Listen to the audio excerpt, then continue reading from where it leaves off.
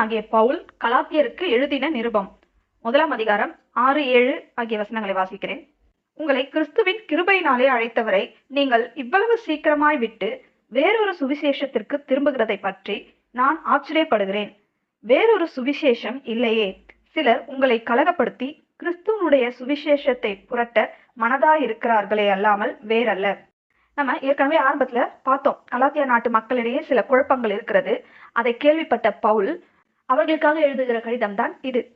அவர்களுக்கு இருந்த குழப்பங்களில் ஒன்று, பவுல் அப்போஸ்தலனா இல்லையா என்பது. அதை முதல் வசனத்திலேயே கடிதம் ஆரம்பிக்கும் போதே தெளிவுபடுத்தி விடுகிறார் பவுல். இன்னொன்று, சுவிசேஷத்திலே ஏற்பட்டிருந்த குழப்பம்.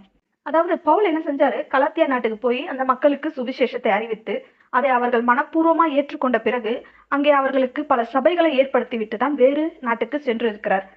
இப்போ கொஞ்ச நாள் கழிச்சு திடீரென்று சில குழப்பங்கள் அங்கே ஏற்பட்டிருக்கிறது.